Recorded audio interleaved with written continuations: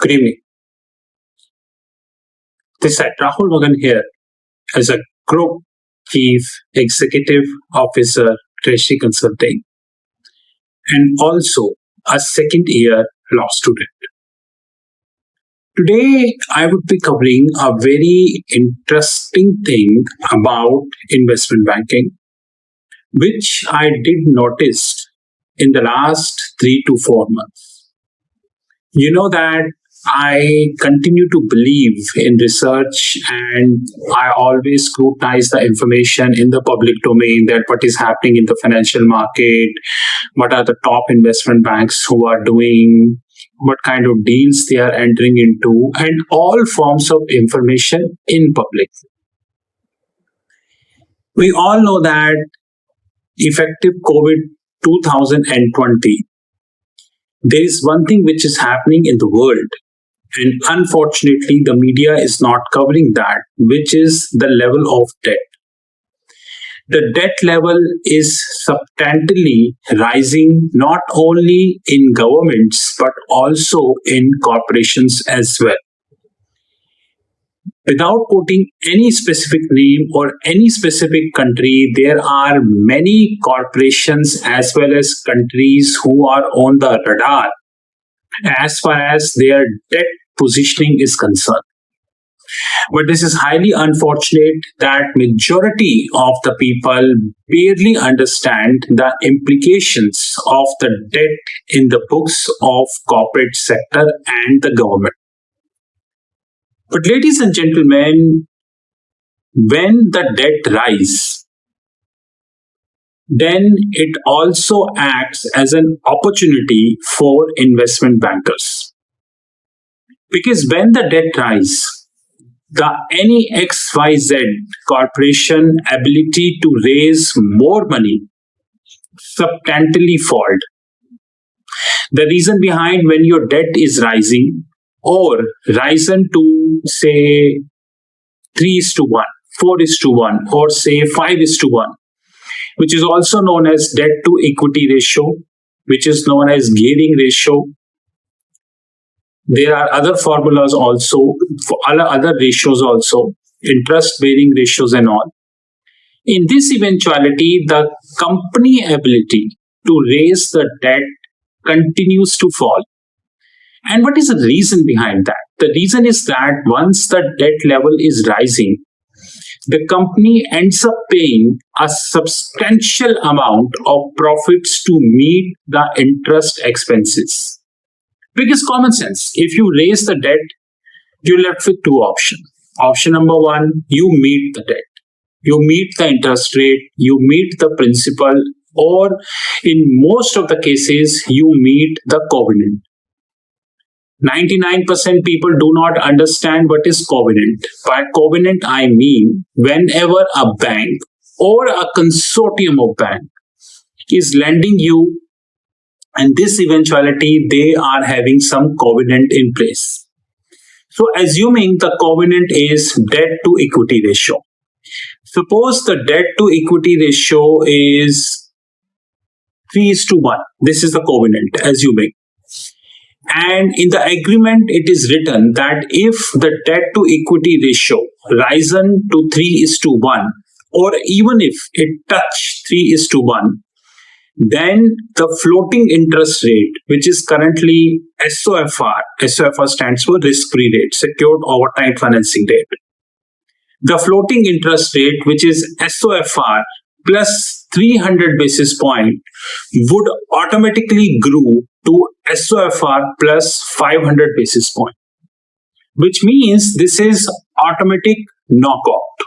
Automatic. It means the company, the investment bankers, they cannot do anything much. It's an automatic knockout.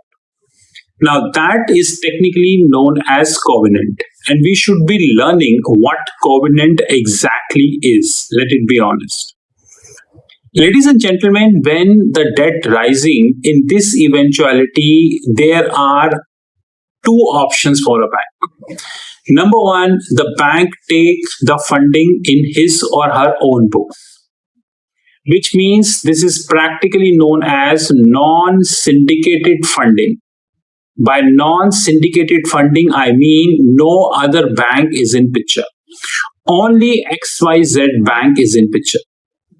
But there is other thing, which is when the debt risen, the bank's ability to fund that relevant company substantially fall. The reason being, bank believe that what would if this company defaults? What would if this company tomorrow or probably after 1 year not been able to meet the expenses, not been able to meet the interest rate and falls? In this eventuality, as a bank, if I'm lending to this company, I also fall. And when I fall, it means that it will trigger a sell off in my share price. And investors start selling my share price, which will dampen the confidence of investors as a bank. And more importantly, my customer, the bank customer, will also run away. Henceforth, when a company debt rising, and unfortunately reaching at a level which is difficult to conceive, difficult to understand, in this eventuality, the banks prefer syndication. Banks believe that the time has come for syndication. Now, technically, syndication means that one, two, or maybe five, maybe 10 banks join hand and they invest as per their risk appetite in that relevant company or a group of company or a parent company, depends upon their appetite.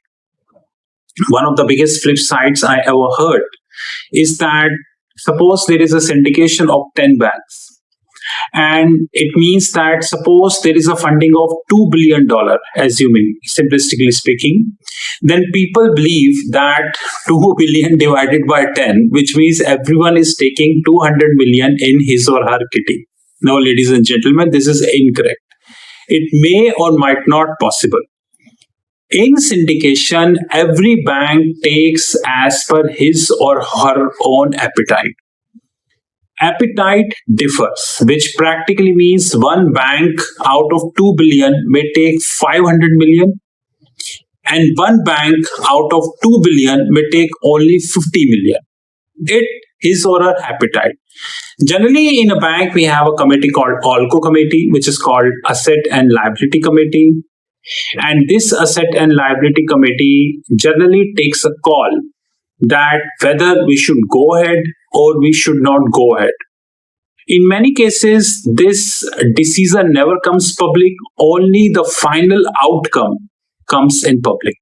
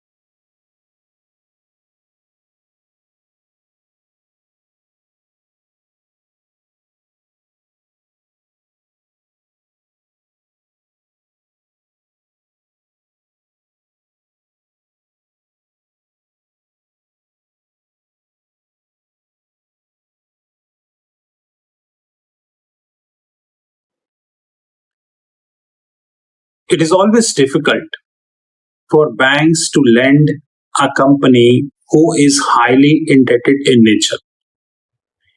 In finance, there is a concept which is very important, which is called underwriting.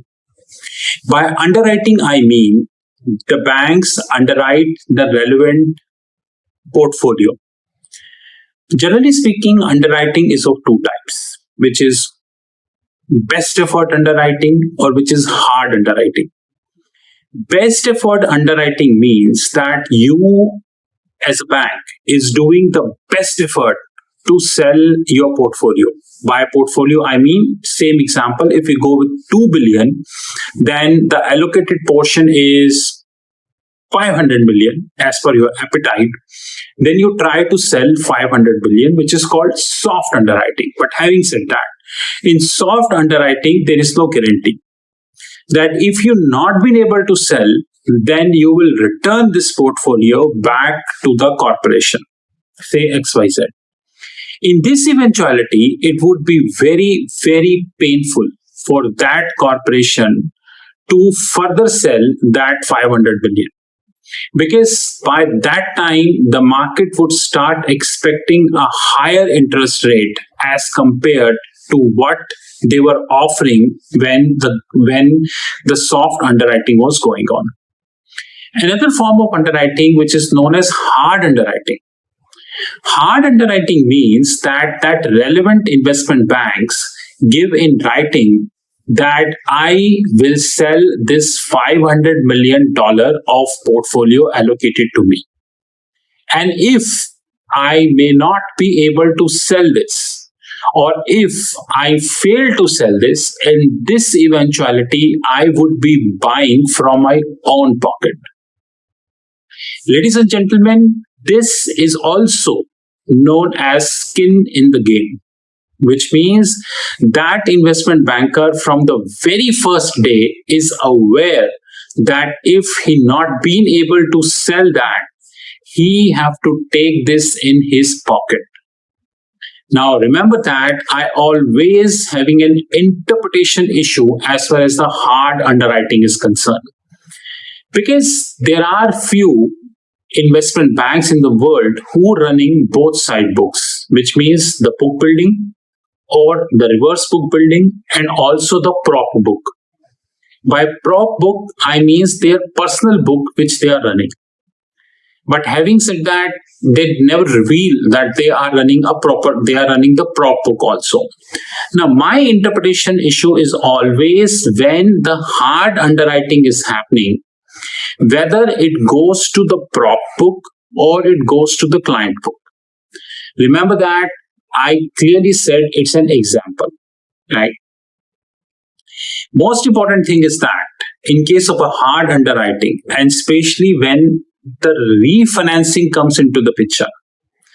Now, refinancing is our most dangerous word to speak as far as 2023 and the onwards time is concerned.